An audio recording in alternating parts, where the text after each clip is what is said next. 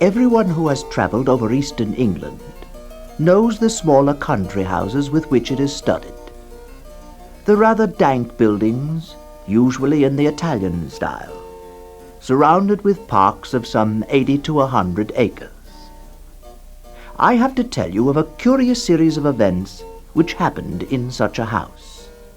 It is Castringham Hall, in Suffolk. I think a good deal has been done to the building since the period of my story. One feature that marked out the house from a score of others is gone. As you looked at it from the park, you saw on the right a great old ash tree, growing within half a dozen yards of the wall, and almost or quite touching the building with its branches. I suppose it had stood there ever since Castringham ceased to be a fortified place. At any rate, it had well nigh attained its full dimensions in the year 1690. In that year, the district in which the house is situated was the scene of a number of witch trials. Castringham contributed a victim to the extortions. Mrs. Mothersole was her name, and she differed from the ordinary run of village witches only in being rather better off and in a more influential position. Efforts were made to save her by several reputable farmers of the parish, but what seems to have been fatal to the woman was the evidence of the then proprietor of Castringham Hall, Sir Matthew Fell. Sir Matthew, will you tell the court, please, what you saw regarding Mrs. Mothersole on the evenings that you mentioned? Well, on 3 different occasions from my window, I watched her, Mrs. Mothersole, at the full of the moon, gathering sprigs from the ash tree near my house.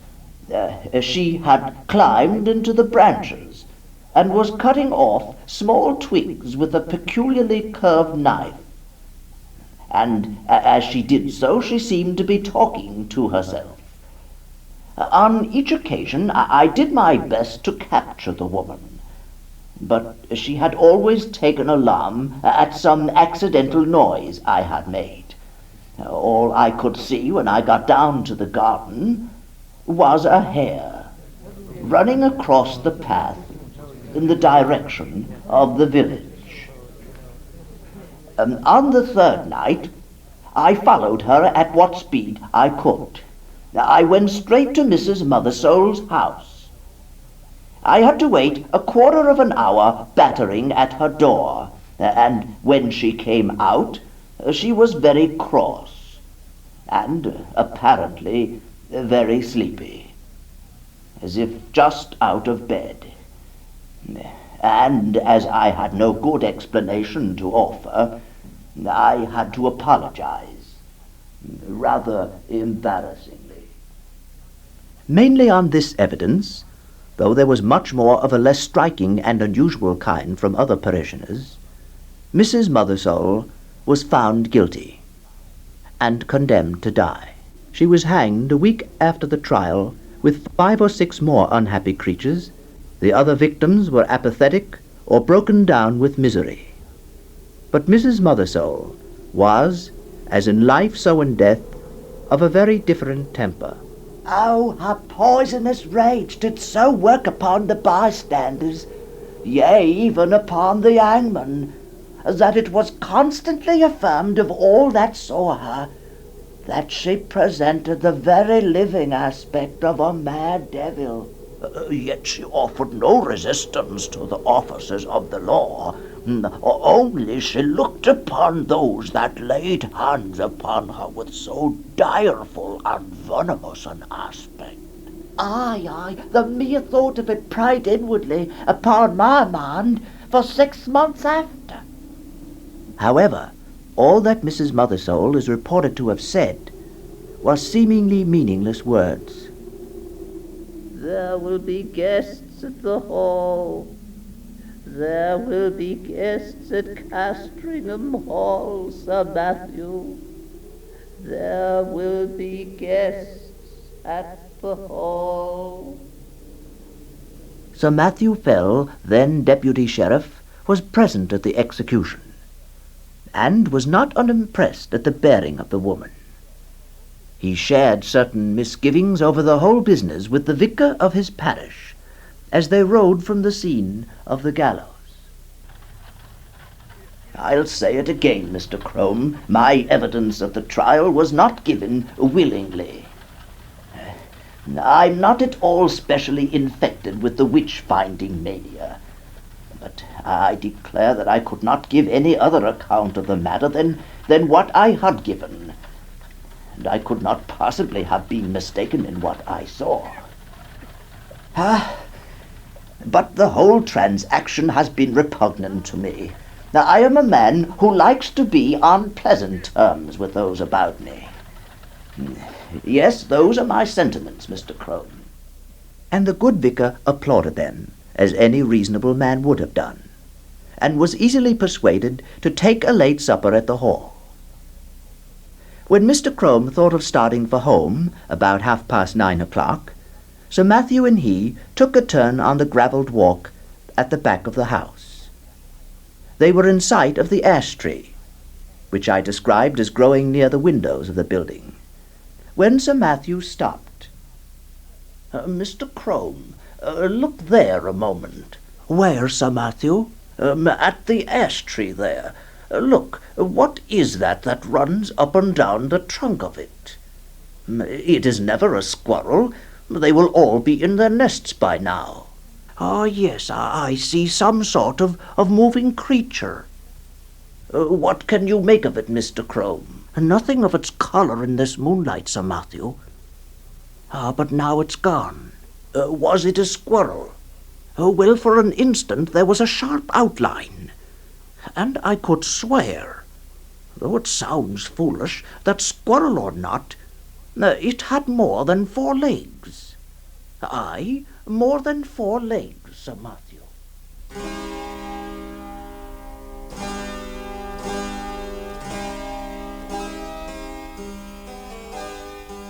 Next day, Sir Matthew Fell was not downstairs at 6 in the morning, as was his custom, nor at 7, nor yet at 8. Hereupon the servants went and knocked at his chamber door.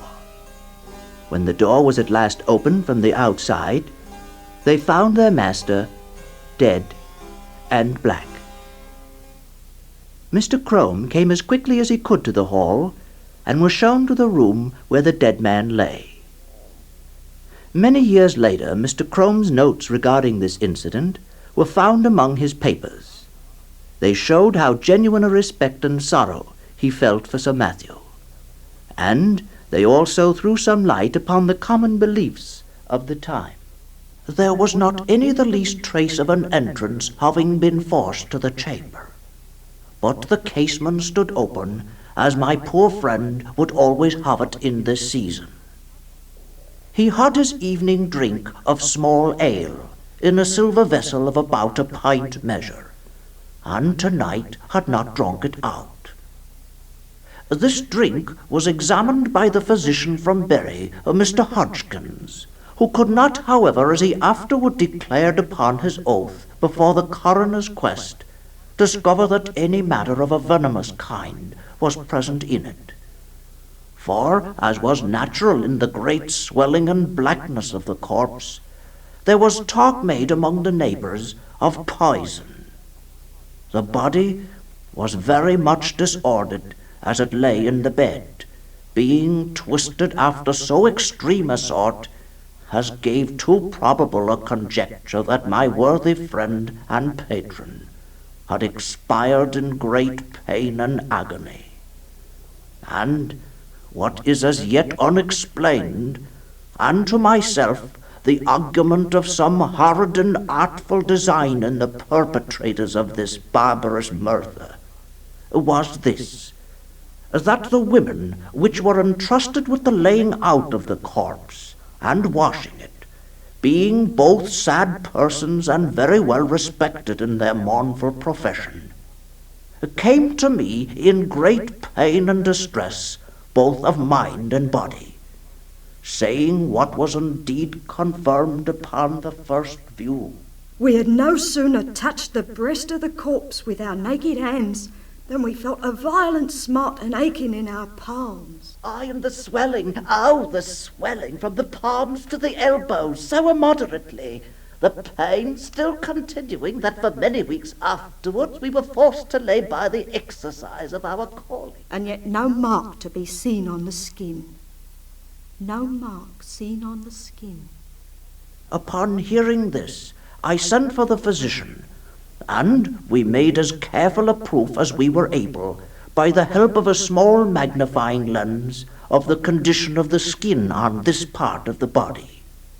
But we could not detect any matter of importance beyond a couple of small punctures or pricks, which we then concluded were the spots by which the poison might be introduced, remembering that ring of Pope Borgia, with other known specimens of the horrid art of the Italian poisoners of the last age. So much is to be said of the symptoms seen on the corpse. As to what I am to add, it is merely my own experiment, and to be left to posterity to judge whether there be anything of value therein.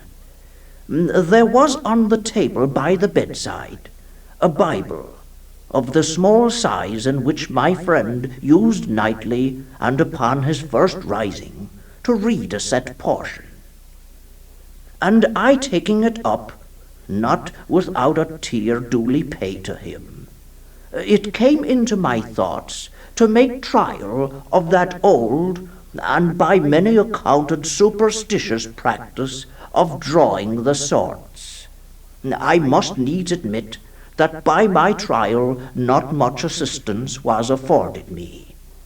Yet, as the cause and origin of these dreadful events may hereafter be searched out, I set down the results.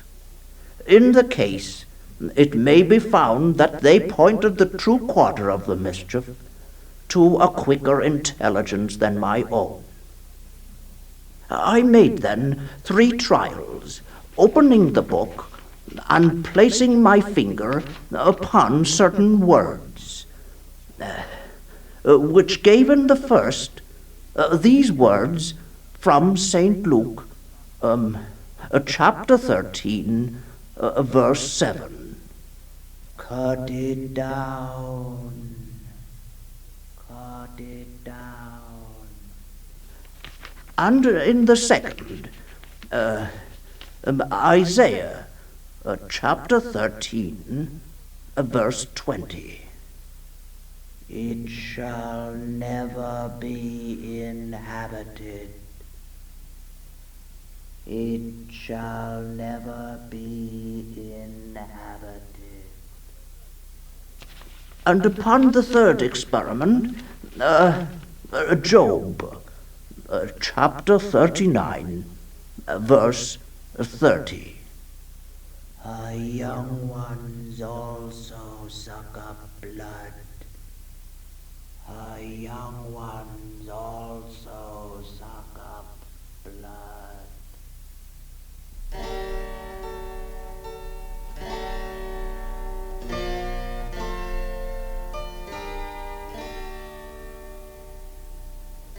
This is all that need be quoted from Mr. Crome's paper. Sir Matthew Fell was duly coffined and laid into the earth. His son, Sir Matthew II, succeeded to the title and estates. It is to be mentioned, though the fact is not surprising, that the new baronet did not occupy the room in which his father had died, nor, indeed, was it slept in by anyone but an occasional visitor during the whole of his occupation. He died in 1735, and I do not find that anything particular marked his reign, save a curiously constant mortality among his cattle and livestock in general, which showed a tendency to increase as time went on. The second Sir Matthew was duly succeeded by his son, Sir Richard.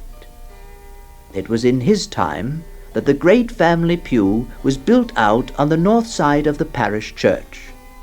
So large were the squire's ideas that several of the graves on that unhallowed side of the building had to be disturbed to satisfy his requirements. Among them was that of Mrs. Mothersole. A certain amount of interest was excited in the village when it was known that the famous witch, still remembered by a few, was to be exhumed. And the feeling of surprise, and indeed disquiet, was very strong when it was found that though her coffin was fairly sound and unbroken, there was no trace whatever inside of it of body, bones, or dust. One morning, it was in 1754, Sir Richard woke after a night of discomfort. "Mrs. Chiddock, I can certainly not sleep in that room again. Oh, sir? The chimney smoked persistently, and yet it was so cold that the fire had to be kept up. Furthermore, something had so rattled about the window in the wind that no man could get a moment's peace. No, I'll certainly not sleep in that room again, Mrs. Chiddock. I shall select a new room this morning." As you say, sir. There's the fine large study across the hall, if I may suggest. No, it has an eastern aspect. I must have a room with a western lookout, so that the sun does not wake me early. And the room must be out of the way. I don't want servants forever passing the door." Well, Sir Richard, you know there is but one room like that in the house. "Oh? Which may that be?" Why, sir, that is Sir Matthew's room, the west chamber. "Well, put me in there. I lie there tonight." But no one has slept there these 40 years. The air has hardly been changed since Sir Matthew died there. "Well, then it's time the air be changed. Come along, Mrs. Chiddock, I'll see the chamber at least." So it was opened, and indeed the smell was very close and earthy. Sir Richard crossed to the window, threw the shutters back, and flung open the casement. The view was almost entirely blocked off by the ash tree. Oh, sir, the tree. It makes the room so oppressive, so dampish, sir. Well, we'll shortly take care of that. Air the room, Mrs. Chiddock, all today, and move my bed furniture in the afternoon. When the Bishop of Kilmore arrives, you can put him in my old room." But, sir, there's a fearfulness about this room. It's the very room... Yes, it is here my grandfather died. Make no difficulties about it, Mrs. Chiddock. I do not wish to listen to any more. Be about the airing. In the afternoon, the Bishop of Kilmore arrived. He had risked the approaching storm in order to have an hour with Sir Richard before the arrival of the other guests. The bishop had brought with him a manuscript, come upon while exploring the papers and other remains of the once Vicar of Castringham. And for the first time, Sir Richard was confronted with the enigmatical Sortes Biblicae of Mr. Crome, which you have already heard. They amused him a great deal. "Well, my grandfather's Bible gave one prudent piece of advice: cut it down. If that stands for the ash tree, you may rest assured I shall not neglect it. Such a nest of catarrhs and agues was never seen." I was wondering, sir, your parlour here contains the family books. Ah, yes, I wonder whether the old prophet is there yet. Now, let's see. The Bibles are kept over here, and I know the one, a thick, dumpy... Ah, yes, here it is. Look here. Sure enough, the inscription's on the flyleaf. To Matthew Fell, from his loving godmother, Anne Aldis. The 2nd of September, 1659. Well, your lordship, it would be no bad plan to test him again, eh? I'll wager we'll get several family names from the chronicles. Let's see now. What do we have here? Thou shalt seek me in the morning, and I shall not be. Thou shalt seek me in the morning, and I shall not be. Later came the other guests. Dinner at 5, wine, cards, supper, and dispersal to bed. Next morning, Sir Richard is disinclined to take his gun with the rest. He talks instead with the Bishop of Kilmore. As the two were walking along the terrace and talking over certain alterations and improvements for the house, the bishop suddenly pointed to the window of the west room. You could never get one of my Irish flock to occupy that room, Sir Richard. Ah? Why is that, my lord? It is, in fact, my own room. Well, our Irish peasantry will always have it that it brings the worst of luck to sleep near an ash tree. And your fine growth of ash is not 2 yards from your chamber window. Perhaps it has given you a touch of its quality already. You do not seem, if I may say it, so much the fresher for your night's rest as your friends would like to see you. Yes, that or something else. It has true cost me my sleep from 12 to 4, my lord. But the tree is to come down tomorrow, so I shall not hear much more from it. I applaud your determination. It can hardly be wholesome to have the air you breathe strained, as it were, through all that leafage. Your lordship is right there, I think. But I had not my window open last night. It was rather the noise that went on, no doubt from the twigs sweeping the glass that kept me open-eyed.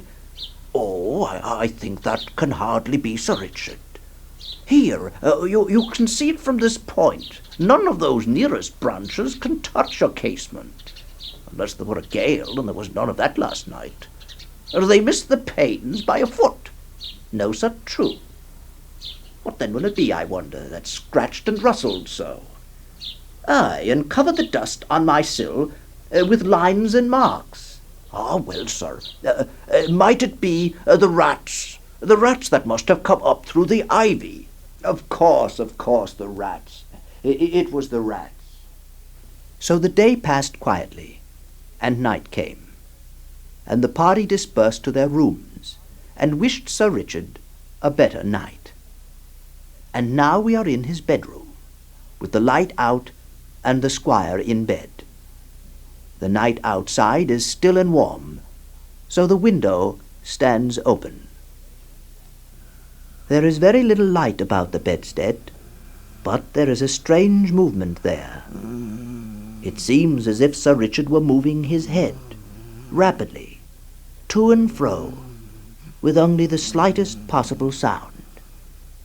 And now you would guess, so deceptive is the half-darkness, that he had several heads, round and brownish, which move back and forward even as low as his chest.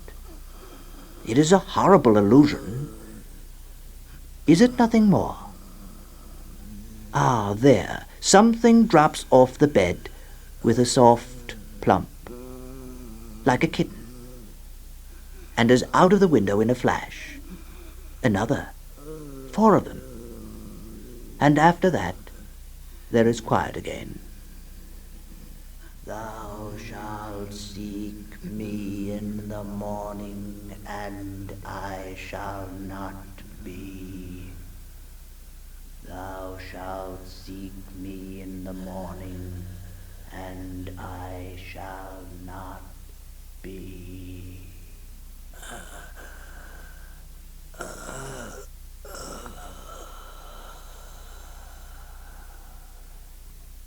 As with Sir Matthew, so with Sir Richard, dead and black in his bed.